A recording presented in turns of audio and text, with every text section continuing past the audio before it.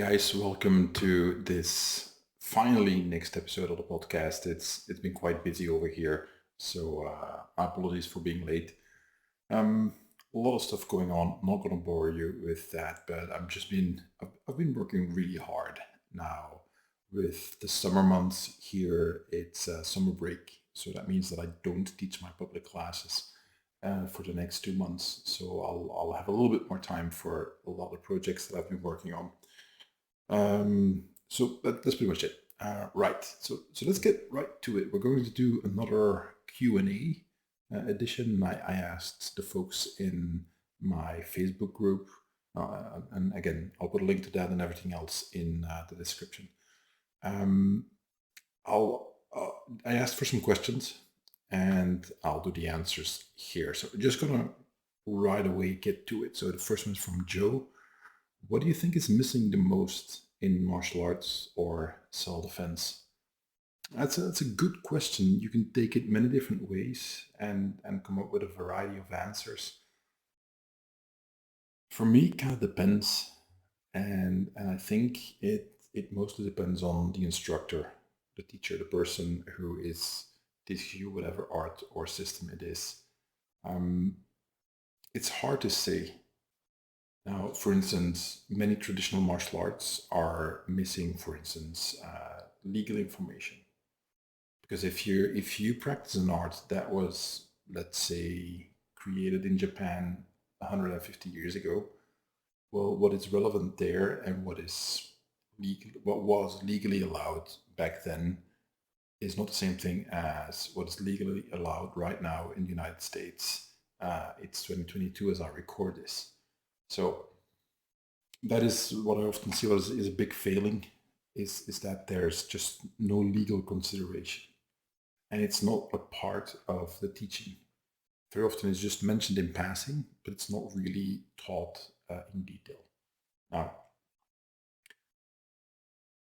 does a martial art class have to give you a long presentation or a long workshop explaining all the finer legal points of the area that you live in?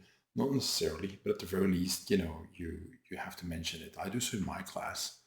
I emphasize saying that, right, so this technique right here, this is considered lethal force, so you have to be justified. And then I every now and then I just remind my students, like, have to look up what the law says over here. I give my explanation of it. But it's still, again, I only teach adults. I don't teach children. So as an adult, it's your responsibility to adhere to the laws. And I can point you to the law, but if when I explain the basic definition of how things are here, and it just leaves your mind right away, well, I can't help you there. You're going to have to do a little bit of work there as well.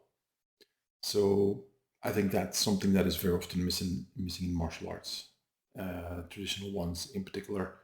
In self-defense systems, what I see more, it's better there, but I still see in many cases a lack of nuance.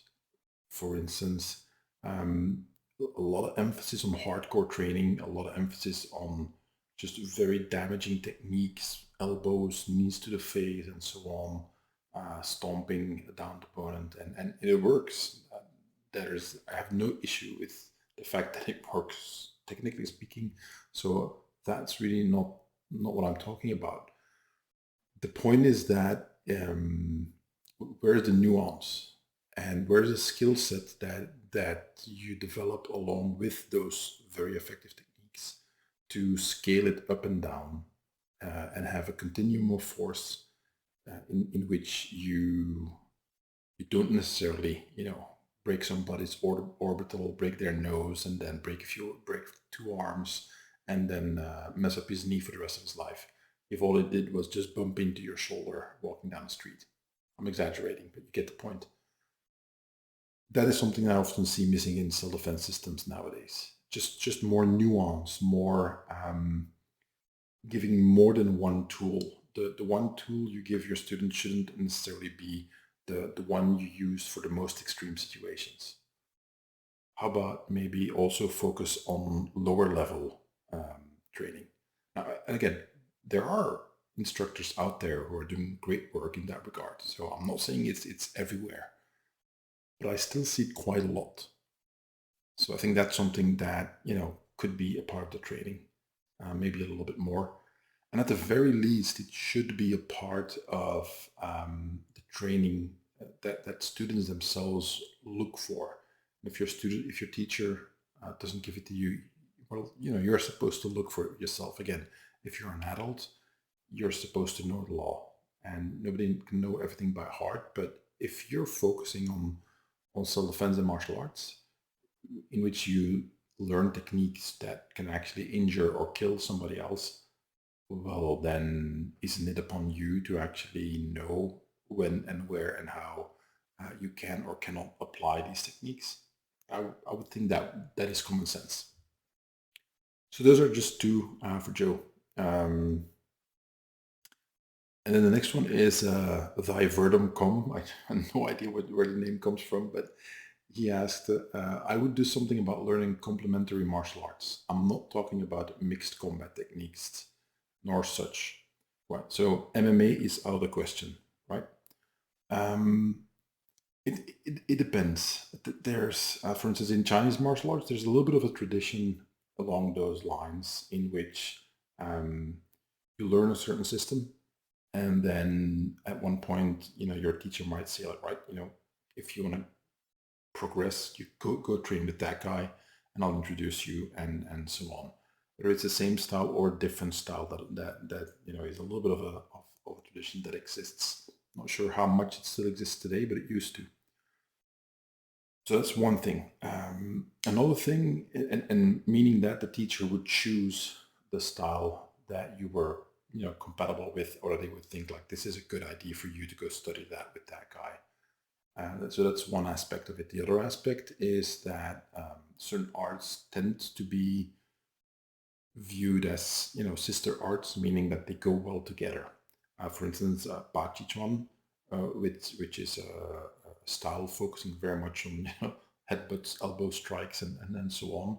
They have a fair amount of close quarters training.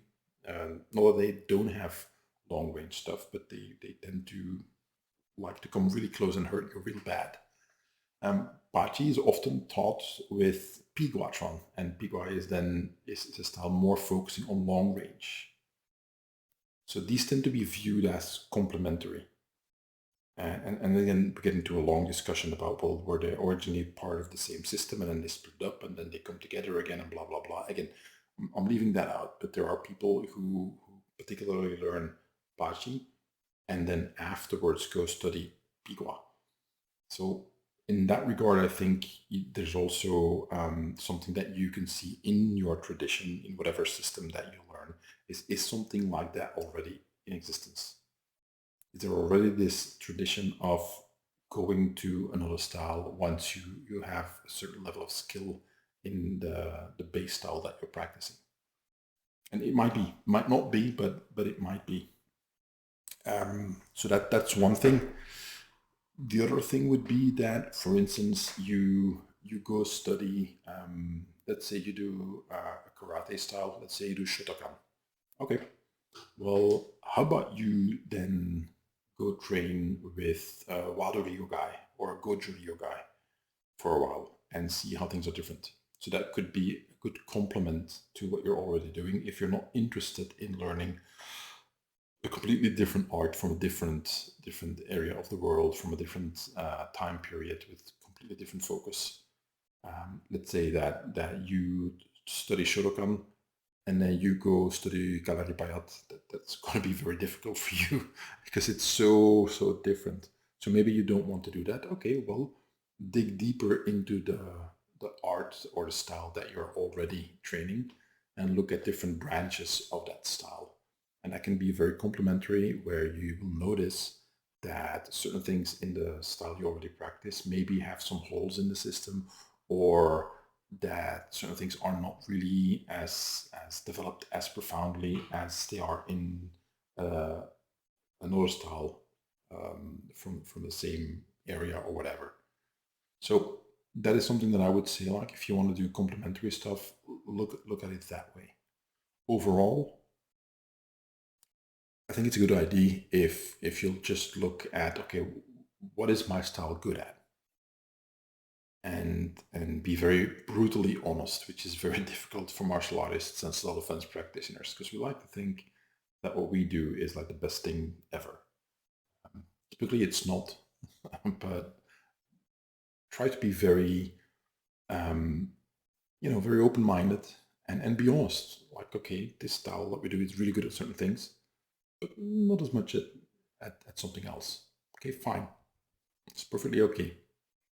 Then go look for styles that will not necessarily patch the holes in your style, because when you start doing that, it can become a bit of a mess where you start mixing things together that should not be mixed. But mostly what you try to do is try to end up with developing your skill in the area that you are currently lacking due to your style not focusing on that area. And that is a little bit of a challenge. Um, what I like to do is, and that's everybody's different. I don't mind if people do the opposite of what I suggest, but what I like to do is be very meticulous as much as I possibly can to separate the styles that I learn and see them as separate entities. Now I do practice blending them. I do practice flowing from one to the other, depending on circumstances and depending on what is most appropriate for the situation, or how I'm feeling, or what's going on with me at the moment in time that I actually need it. But it is not the same as just grabbing techniques left and right and then basically just making this whole big mix of techniques that you like and ending up with a lot of stuff which doesn't necessarily have a lot of structure to it, because you just pick things up as you go along. And again, some people make this work for them, and that's fine. I think in the long run, especially if you want to teach like that it's not as effective as a structured curriculum, which can be flexible as well and should be.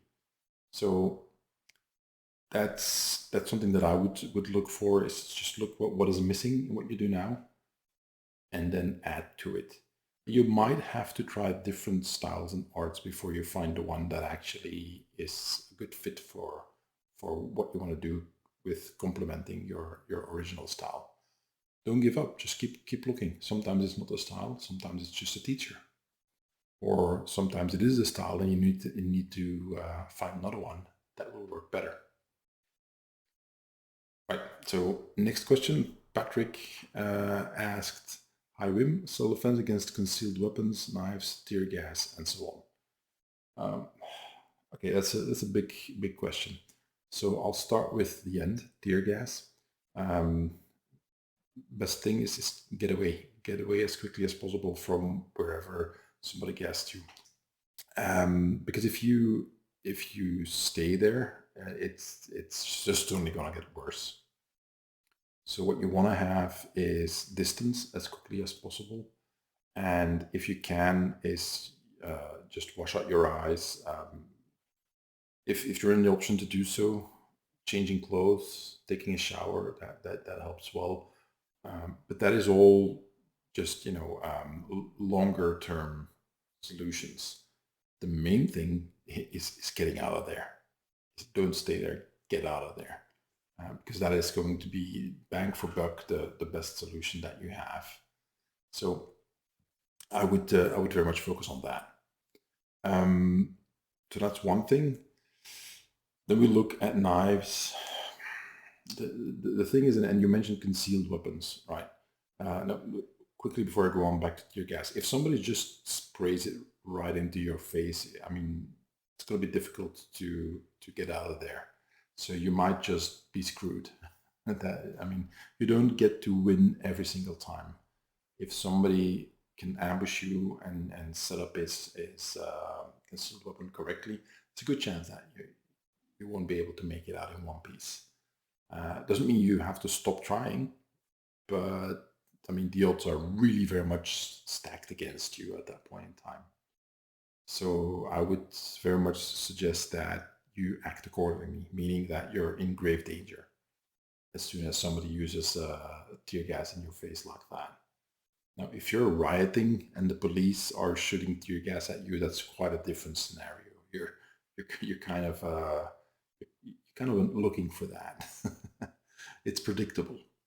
So that's something else. Knives. Here's the thing, and this goes for all concealed weapons. How about if you practice self-defense, not combat sports? We're talking purely about self-defense. How about you assume that every single time somebody attacks you that they are using a weapon? So that you're minding your business, you're walking down the street, for whatever reason this guy is getting upset and is in your face and so on, and he's becoming aggressive. I think it's a good idea to assume that he will be armed and use a weapon against you. That the first technique coming at you that might look like a punch is actually him trying to stab you in the face with a knife or hit you with brass knuckles or whatever. So if you assume he has a weapon to begin with, you will act differently than if you think like, well, I'll just close my guard and absorb a couple shots on my forearms and I'll be fine. That's not the case when he's using a weapon. So in that regard, I would say that if the assumption is that the opponent is armed, do things change? So technically speaking, you will do act differently, and also it tends to create this sense of urgency that is, in my opinion, often lacking with many practitioners. Is that they're playing at defending against the knife. They're not taking it as serious as they should, in my opinion. Your life's on the line at that point in time. One mistake and you're dead. Not necessarily, but the potential is there. So you kind of really need to take that seriously. And then fight like every fraction of a second counts. Because it does.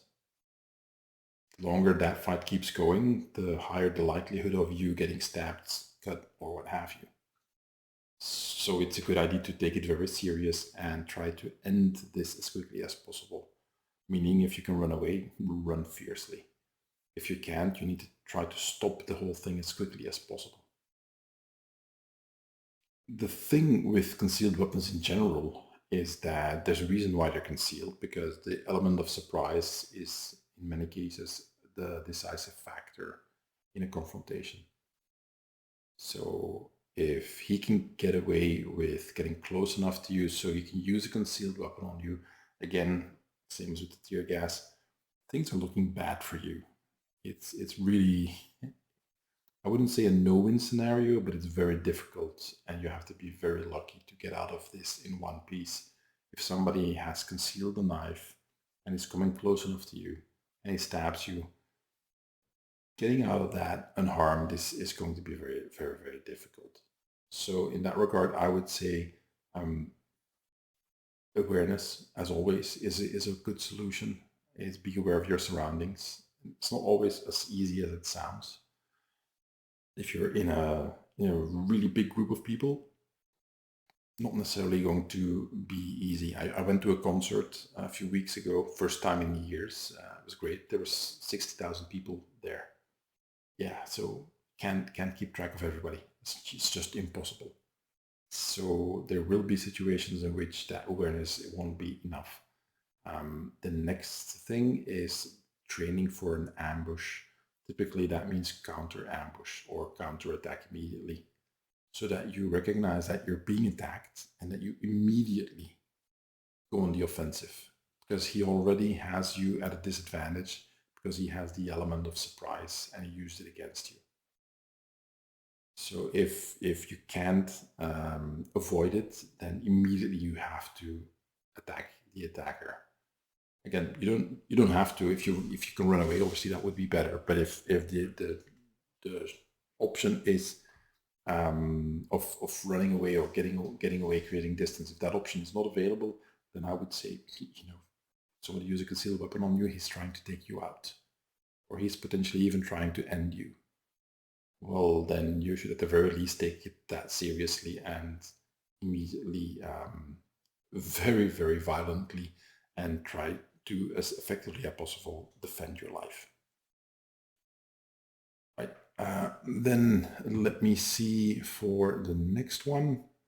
I'm looking at Brian. Brian asked, Tai Chi swords, possibilities, its value to contemporary practice, how it fits in the historical context, how your training compares or contrasts with activities like HEMA, how or if lifestyle practice fits in what you do, basically any aspect of it that you think is interesting to talk about. You could also generalize to weapons practice as a whole. I just happen to be into swords right now, so that's what I'm asking. It's a good question. It's several good questions, actually. I would generalize it more, because not everybody who listens practices Tai Chi like I do. If you haven't already, you can read my blog post that I wrote recently about how to train with edged weapons and how not to. So for many people, for many of you listening, that's a good place to start because it's going to cover a lot of the grounds already. It's a fairly big article. It's about 4 or 5 thousand words. So I try to go a little bit in depth, even though there's a lot more that I could say about it. But what is the contemporary practice value? What is contemporary value of practicing, for instance, sword fighting, which is part of the art that I teach? There's a lot of stuff. On the one hand, okay, purely practically speaking, if you don't have access to firearms, then an edged weapon, it's something that you'll more easily be able to find should you be in a situation that you need to use a weapon. Now, swords do have some overlap with sticks. And again, remember Randy's law, the differences are just as important as those similarities, but there is a little bit of overlap that I think is relevant to when you learn sword fighting, that you actually use a stick, you break a broomstick in a piece off of it, and you've got a long stick now you can hit somebody with. It's not the same as a sword. It's not going to cut, and even if you stab, it's not going to be the same thing. It doesn't have the same weight, doesn't have the same dynamics, and so on. But if you're used to handling a sword, you might be useful with that. Now, if you have a poker for the fireplace, things start to change. Even though that's, technically speaking, maybe a little bit more of a club. But again, the overlap. I think in such a scenario in which you suddenly have to grab an improvised weapon that has more similarities with swords than differences, I think you have a better shot at using it effectively. It's not foolproof, but it's better than never having picked that up in your life and never having done anything when it comes to weapons work along those lines. So that's it. How it fits in the historical context? Well, I practice Chinese martial arts, and in China they used to have swords. That's the context. Our style is not really military training. Um, just had a big well, not a big discussion, but there was just a post about this in the Facebook group of the style that I practice, and had to do with the weapons training. My teacher said that our art is not military in nature, though I'm pretty certain that there is overlap, because that is typically what tends to happen. As a friend of mine said, the contemporary analogy is when somebody says, well, I used to be in the Marines, or I used to be in the army, and this is how we would do this or that, talking about firearms or other weapons. It's true. So not discounting what that person says, but that will influence civilian training as well. And then you have a lot of instructors that end up coming from military or law enforcement and so on, which is very different from civilian self-defense. But the technical training, technical aspects, they share, like, okay, this is how we do it in the military, and I'm going to show you how. So in that regard, I think there is overlap between military and civilian, much more than we might think, even though the context is not fully the same. quite on the contrary. Life skill training, a little bit.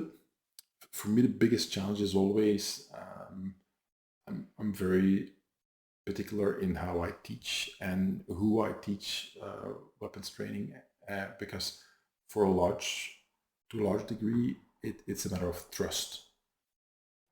I've had students do really stupid things that put me and themselves in danger.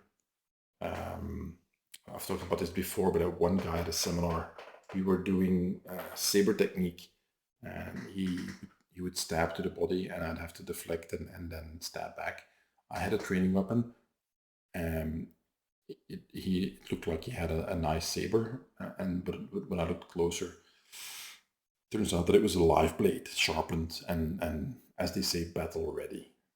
So basically, if I didn't defend correctly, that he could be stabbing me through the body, like for real. The problem was that he was uncontrolled. He had a functional weapon and he didn't know how to control it. So I was actually having to get out of the way. Like there was no margin for error anymore. Now, it wasn't the first time that I trained with live blades, but he did not know what he was doing. He didn't know the danger he was putting me in, and he had very little control over his techniques. So I stopped training with him and went elsewhere. So the point is that I'm very particular in the way that I like to train. For instance, live blade training, gotta be careful with it. You need to be able to trust the person who you're crossing steel with, because otherwise it's going to end very, very badly. Same thing with sparring. As soon as you start sparring with swords, especially in our style, the problem is that it often tends to devolve into techniques in which somebody tries to score a point, tries to land a technique, and disregard their own safety. Which means that, yes, you got me, but at the same time, you put yourself in a really dangerous position. Like you were running basically through my strike to get me. Okay, you got me and I'm dead, but you're grievously wounded or you're also bleeding out. How is that a good solution? And you very quickly end up in those kind of scenarios where people start point sparring or start doing really crazy stuff that totally disregards their own safety. Now, if you don't mind dying, okay, that's good, train that way. But if the point is to defend yourself with that weapon, train in such a way that you actually stay alive, as opposed to running into the other guy's sword just to get the finishing technique on him. Yeah, you're both dead now. It's not a solution. So in that regard, I'm very picky in who I train with. So that's the biggest thing. In the same line of thought, what I often see missing is people not understanding why certain things are done a specific way when it comes to sword training. Meaning that they don't get why you have to train in such a way. All the things they want to do is basically just like spar and free work, free play. I'm like, you can do that and you'll get skilled, but you'll get skilled at certain areas of how to use a sword and not so much in others. The analogy that I often give is that, look, imagine that you're learning to work with firearms, and you say like, no, I just want to use live ammo when we're doing drills and with a bunch of people in a house where that you have to clear each room, and but it's going to be fine. If I see the guy, I'm going to shoot over his head, or I'm just going to shoot at the ground, and it's going to be fine. Not a single decent firearms instructor will take you up on that kind of training, and they'll kick you out unless they're Russian, because we know that the Russian guys, they do this kind of stuff. Point is this: you wouldn't accept that if you work with firearms. You wouldn't accept somebody coming to the range or coming to the training facility and suggesting like, well, just use live rounds, but we'll refrain from actually shooting people and on purpose not pull the trigger or miss. That's not how it works in real life. This is how people get killed. So why would you accept this such a standard when it comes to sword training? And that is what I see missing in a lot of weapons training. Coming back to one of the previous questions, is that there's no sense of urgency. There's no sense of actually, details matter, and you might die as well. So why not try to train in such a way that you don't die? Yes, you kill the other guy who has a sword, but you're also dead, or you're grievously injured, and your arm or your leg will never be the same. You'll be crippled for the rest of your life. I don't consider that a win, and it's very difficult to not end up in that point fighting, sparring, just trying to land a touch kind of mindset that so many people have. It's not easy. Let me see. So that's pretty much it. And I hope I covered enough of your question, Brian. Moving on to the next one is from Adri. Adri asks, always interested in the mental aspects and especially how those show in one's day-to-day life. Again, also a huge topic. We could go many directions with that. I would say this. One of the biggest influences that martial arts had on my life was when I was pretty young still. I was in my early 20s, and I did my instructor's test in the Kung Fu style that I was training in, which was a pretty harsh test, training for hours, doing forms, applications, drills, full contact sparring with and without gear, with and without protective gear. I ended up with a busted nose and a busted wrist and so on. So it was pretty rough. But I passed the test and was allowed to become an instructor. This was one of the things that fundamentally gave me a lot of confidence because it was such a big test and not everybody makes it through that test. Some people quit, and I didn't. And it was, as a very young man, in many ways, realizing that if I can do that, I can do other stuff as well that's difficult. If I can do that, going to talk to a prospective client for the first time, maybe I can pull that off as well. That's for sure not going to be as hard. It's definitely not as dangerous. So maybe I don't need to stress out as much as I'm doing right now.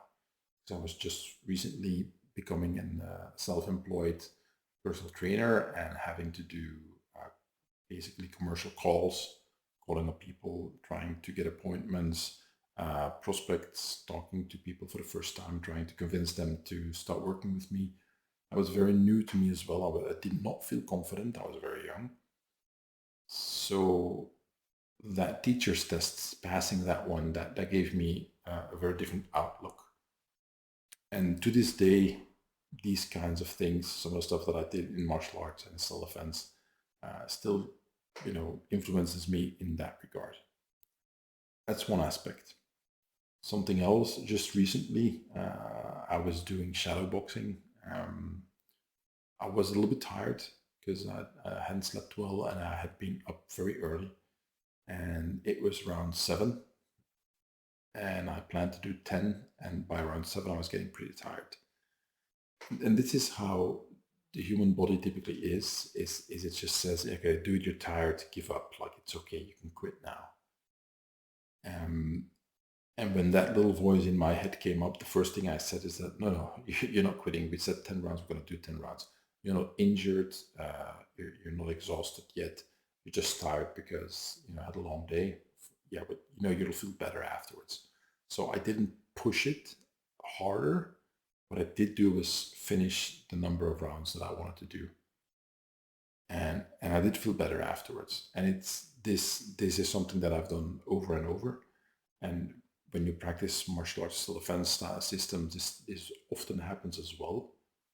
that you have to overcome your own limitations and like keep going when you just want to quit. And then try to convince yourself to do the same thing when it comes to other things. Where if you're faced with a difficult task at your job, is that you want to quit or you want to procrastinate or you want to do something else or you want to do anything but work on that, is that you can grab yourself by the collar and pull yourself back in line and get on with it. So that kind of discipline is something that definitely helps in day-to-day life. The other thing is that the longer that I train, hopefully, the more skilled I am. But also at the same time, the more you can relax, which is a little bit of a contradiction, but I think it makes sense. Is that you can be more relaxed in many situations because you have some experience handling physical violence. Okay, well, then things that lead up to physical violence can be more easily managed because you don't have to prove yourself. You don't have to let your monkey brain take over and so on. You can actually choose to come at that situation from a position of calmness. And again, not talking about adrenal response, but more just a mental or even philosophical approach. Is that I don't have to prove myself to this guy who's in my face for whatever. I don't have to see it as an insult. I don't have to see it as a challenge, even though that's exactly how he might intend it. Doesn't mean he gets to decide how I view this thing. I've walked away from so many stuff that I'm like, dude, I mean, I'm not gonna fight you. What do you think? I mean, I'm not interested in fighting you. Like, just go away, or I'll go away, or whatever. That's fine. And you can think I'm a coward. I don't care. I know I'm not. So whatever. So that you can walk away and um, be put in a difficult position, and then just be very relaxed about it. Uh, I was talking to Lawrence Kane a while ago, and in the episode, I don't remember if it was in the bonus episode or in the main episode, but we talked about this a little bit, and he said that one of the things that we joked about is that he does a lot of negotiations with contracts and so on for fairly important sums of money, and then if somebody's really being an asshole, that you can just sit there imagining all the ways in which you could hurt that guy, and you could, because the other guy doesn't know anything about fighting and he's being an asshole to you. And in your head, you feel like whatever he says, however much he's trying to derail this whole thing, you know, if need be, I can still kick his ass. And that's a little bit of an inside joke or a small private victory that you can have that can help you maintain a professional distance and not get sucked in emotionally. Meaning that whatever he says, whatever he does, I could kick his ass, which is a very macho thing to say, but sometimes that's what helps you stay calm. So that's another aspect of how the training on a mental level, and psychological level will influence you. The other thing is, if you're anywhere a half decent person, training makes you more cautious as to how you treat others. Um, for me, it's a little bit different because I'm a heavyweight and I've been teaching and training with people who are much lighter than I am for decades. So I always try to be very careful so I don't hurt my training partners. They can take more chances with me because I'm bigger and stronger. So their margin of error is much bigger than mine. Mine is very small. I need to be controlled. I need to control my own techniques and not hurt my fellow students or my training partners. I tell my students that you're responsible for your techniques, not your partner. Your partner is responsible for his end. If he has to throw a punch and you defend against it, he's not allowed to throw a kick unless that is something that you agreed upon beforehand, meaning that, okay, just gonna come at you any way I can. You're good with that? Yes, go. But if he's supposed to practice a specific technique, you don't get to pick another one. And the thing is that this is something that you have to adhere to, otherwise people get injured. But the main point is for me, you want to be composed and you want to be controlled. A lot of people interpret that as, well, you will never show any emotion. And that's not what it means. Or you will never, let's say, step up when you need to, when somebody does something wrong, that then you will not act on it. That's also not what it means. What it does mean is that when you practice being controlled physically, emotionally, psychologically, it's much harder for other people to control you because their tricks aren't working. And that is a life skill, in my opinion, because you will encounter as an adult and even as a child, maybe so many situations in which somebody is trying to get something from you or get you to do something that you either might or might not want. If you're not in control of your emotions, somebody else can control them for you and get you to act in a way that you afterwards might regret. This is one of the reasons why I've talked about outrage culture and everybody gets triggered all the time and upset and so on, is that those people are easy to manipulate by people who sometimes have bad intentions. So I think one of the key aspects of being an adult as opposed to being a child is that you are in control of yourself. Yes, there are limits. Yes, there are situations in which you might not, but as a whole, as a standard, you're supposed to be an adult and be in control of yourself. At the very least, try. At the very least. We're all only human, but at the very least, try. And I think overcoming your own limitations, training hard, and having difficulty learning something, and then eventually you get to learn it and so on, all that requires self-discipline. And I think that can and that's all things that you have in the dojo or in the class when you're training. You're constantly working on yourself, getting better, learning, and so on, and staying controlled so you don't injure your partner or yourself.